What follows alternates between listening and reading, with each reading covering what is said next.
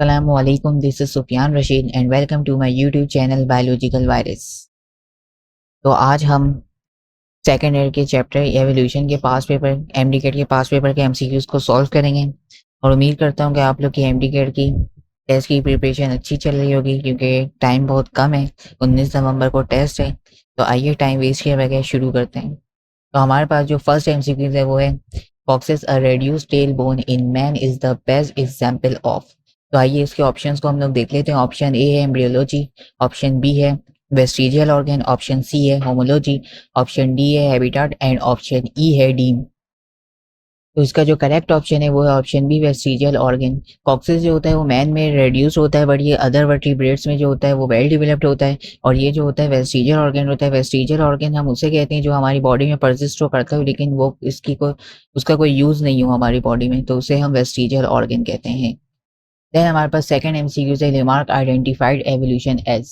तो आइए इसके ऑप्शंस को हम लोग देख लेते हैं। ऑप्शन ए है नेचुरल सिलेक्शन, ऑप्शन बी है एक्वायर्ड कैरेक्टर्स, ऑप्शन सी है disuse and use of organ and option D है म्यूटेशन। रिमार्क ने जो थ्योरी दी थी वो दी थी इनहेरिटेंस ऑफ एक्वायर्ड कैरेक्टर, तो इसका जो करेक्ट ऑप्शन हो जाएगा वो हो जाएगा ऑप्शन बी एक्वायर्ड कैरेक्टर। तो आइए हम अपने थर्ड एमसीक्यूज को देख लेते हैं।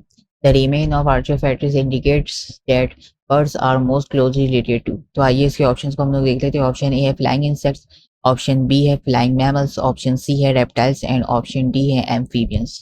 आर्चोफैक्टर्स जो है वो डिस्कवर्ड हुआ है 1861 में इन जर्मनी में, और ये जो रिलेट करता है वो करता है रेप्टाइल्स से, क्योंकि इसमें रेप्टाइल्स जैसे खसूसियात पाए जाते हैं। इसमें 20 वर्टिब्रेट्स होते हैं और इसमें मूविंग फिंगर्स होते हैं विद क्लॉज, तो इसका जो करेक्ट ऑप्शन हो जाएगा वो हो जाएगा ऑप्शन सी।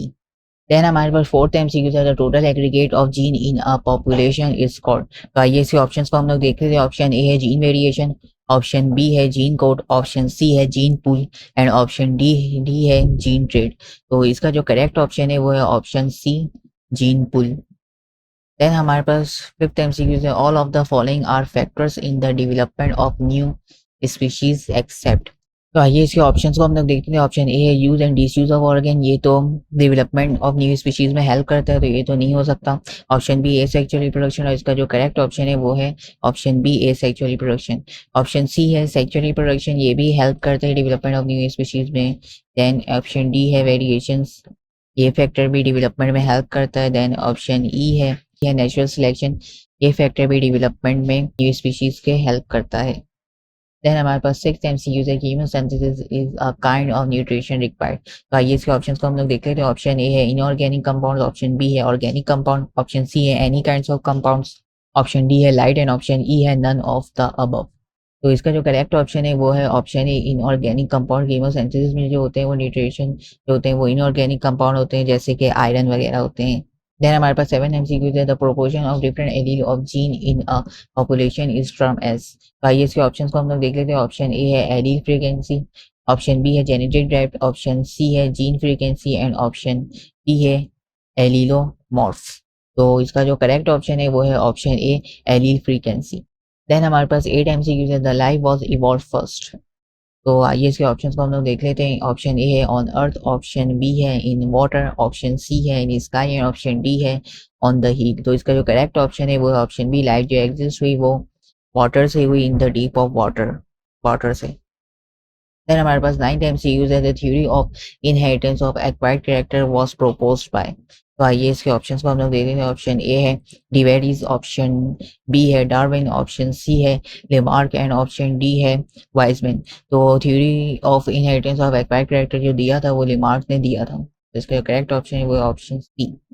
देन हमारे पास 10 एमसीक्यूज है Lamarck theory is based on all of the following points except. तो आइए इसके ऑप्शंस को हम लोग देखिए। तो option A fact of environment, ये पॉइंट जो इंक्लूड होता है थ्योरी में लेमार्क की। देन हमारे पास ऑप्शन बी है use and disuse of organ, ये ऑप्शन बी इंक्लूड है, ये पॉइंट भी इंक्लूड है लेमार्क की थ्योरी में। ऑप्शन सी है नेचुरल सिलेक्शन, और इसका जो करेक्ट ऑप्शन है शायद वो यही है option C natural selection and option D है इनहेरिटेंस ऑफ एक्वायर्ड कैरेक्टर। तो ये भी पॉइंट जो होता है वो इंक्लूड होता है, तो इसका जो करेक्ट ऑप्शन है वो है ऑप्शन डी नेचुरल सिलेक्शन, क्योंकि ये जो है वो डार्विन की थ्योरी का पॉइंट है।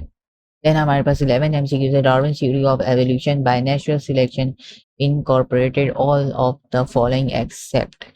तो आइए इसके ऑप्शंस को हम लोग देखते थे। ऑप्शन ए है हेरिडिटरी वेरिएशन, ऑप्शन बी है high reproductive potential, option C है struggle for existence, option D है different survival and option E है इनहेरिटेंस ऑफ एक्वायर्ड कैरेक्टर। तो इसका जो करेक्ट ऑप्शन है वो है option E inheritance of acquired character, क्योंकि ये चारों जो पॉइंट है वो पॉइंट है डार्विन की थ्योरी के, लेकिन ये जो ऑप्शन ई है इनहेरिटेंस ऑफ एक्वायर्ड कैरेक्टर ये जो है वो लेमार्क की थ्योरी का पॉइंट है। तो इसका जो करेक्ट ऑप्शन है वो option E inheritance of acquired character. Then हमारे पास 12 MCQs है। This theory said that mitochondria and chloroplasts are in fact ancient bacteria which now live inside the larger cell। तो आइए इसके ऑप्शंस को हम लोग देख लेते हैं। Option A Darwin theory of evolution, option B है लेमार्किज्म, ऑप्शन सी है new Darwinism and option E है एंडो सिम्बियोन थ्योरी। तो इसका जो करेक्ट ऑप्शन है वो है ऑप्शन डी एंडो सिम्बियोन थ्योरी, जो कि दिया था लाइन मार्गलिस ने, जो कि 1970 में दिया था इसने। देन हमारे पास 13 MCQs है। The organ which are similar in function but different in structure are called. तो आइए इसके ऑप्शन को हम लोग देख लेते हैं। ऑप्शन ए है एनालोगस ऑर्गन, ऑप्शन बी है होमोलोगस ऑर्गन, ऑप्शन सी है convergent evolution and option D है डाइवर्जेंट एवोल्यूशन। तो हमारे पास जो तो वो ऑर्गन जो सिमिलर होते हैं फंक्शन में बट डिफरेंट होते हैं स्ट्रक्चर में, उसे हम एनालोगस ऑर्गन कहते हैं। तो इसका जो करेक्ट ऑप्शन है वो है ऑप्शन ए एनालोगस ऑर्गन। जैसे कि wings of birds and wings of insect जो है ये दोनों एनालोगस ऑर्गन है। और होमोलोगस ऑर्गन हम उसे कहते हैं जो ऑर्गन सिमिलर हो इन स्ट्रक्चर में बट डिफरेंट हो वो फंक्शन में, तो उसे हम होमोलोगस ऑर्गन कहते हैं। देन हमारे पास 14 MCQs है। Which factor decide what types of variation should be flourished and passed on in the next generation. तो आइए इसके ऑप्शंस को हम लोग देखते थे। ऑप्शन ए है स्पीशीज, ऑप्शन बी है पॉपुलेशन, ऑप्शन सी है सर्वाइवल एंड ऑप्शन डी है इन्वायरमेंट। तो इसका जो करेक्ट ऑप्शन है वो है ऑप्शन डी इन्वायरमेंट, क्योंकि जो भी स्पीशीज और इन्वायरमेंट में फिट होते हैं वही आगे जाके रिप्रोड्यूस करते हैं और वही जनरेशन फिर आगे बढ़ती है। तो इसका जो करेक्ट ऑप्शन हो जाएगा वो ऑप्शन हो जाएगा ऑप्शन डी इन्वायरमेंट। देन हमारे पास 15 MCQs है। What is Q in Hardy Weinberg equilibrium. तो आइए इसके ऑप्शंस को हम लोग देख लेते हैं। ऑप्शन ए है frequency of dominant allele, option B है frequency of recessive allele, option C है frequency of both allele and option D है नंबर ऑफ बोथ एलील। तो हार्डी विनबर्ग की जो इक्वेशन है वो है P square plus 2PQ plus Q square is equals to 1, और इसमें जो क्यू स्क्वायर है वो शो करता है फ्रीक्वेंसी ऑफ रेसेसिव एलील की। तो इसका जो करेक्ट ऑप्शन हो जाएगा वो हो जाएगा ऑप्शन बी। देन हमारे पास 16 MCQs है। Which animal support the Darwin's view of inheritance of desirable trait. तो आइए इसके ऑप्शंस को हम लोग देख लेते हैं। Option A giraffe, option B है गैलापेगोस फ्रिंचेस, ऑप्शन सी है स्नेक एंड ऑप्शन डी है ऑल ऑफ द अबव। तो जिराफ और स्नेक जो है ये सपोर्ट करते हैं लेमार्क की थ्योरी को, Lamarck theory of inheritance of acquired character को। तो ऑप्शन बी जो है गैलापेगोस फ्रिंचेस यही इसका करेक्ट ऑप्शन है जो कि सपोर्ट करता है डार्विन की थ्योरी को। देन हमारे पास 17 MCQs है। The forest there are a lot of plants, trees, shrubs and herbs. What will be the palm trees face if they grow in the same forest. तो आइए इसके ऑप्शंस को हम लोग देख लेते हैं। ऑप्शन ए है inter specific competition, option B है inter specific competition, option C है environmental competition and option D है ऑल ऑफ द अबव। तो इसका जो करेक्ट ऑप्शन हो जाएगा वो हो जाएगा option D all of the above, क्योंकि फॉरेस्ट जो है वो स्ट्रगल करेगा फॉर द एग्जिस्टेंस के लिए। तो स्ट्रगल फॉर द एग्जिस्टेंस में जो आते हैं वो इंट्रा स्पेसिफिक कॉम्पिटिशन भी आते हैं, इंटर स्पेसिफिक कॉम्पिटिशन भी आते हैं और इन्वायरमेंटल कॉम्पिटिशन भी आते हैं। तो इसका करेक्ट ऑप्शन है वो option D all of the above. Then हमारे पास 18 MCQs है। Genetic equilibrium is a. तो आइए इसके ऑप्शन को हम लोग देख लेते हैं। ऑप्शन ए है change of allele and gene frequency in a population. Then हमारे पास ऑप्शन बी है stability of allele and gene quantity in a population, option C है change of allele and gene number in a population, option D है stability of allele and gene frequency in a population. तो इसका जो correct option है वो है option D stability of allele and gene frequency in a population, और इसी relationship को हम कहते हैं हार्डी विनबर्ग इक्विलिब्रियम। देन हमारे पास 19 MCQs है। Genetically isolated unit of population is known as. तो आइए इसके ऑप्शंस को हम लोग देखते थे। ऑप्शन ए है डीम, ऑप्शन बी है जीन, ऑप्शन सी है बियोम एंड ऑप्शन डी है स्पीशी। तो इसका जो करेक्ट ऑप्शन है वो है ऑप्शन ए डीम। देन हमारे पास 20 MCQs है।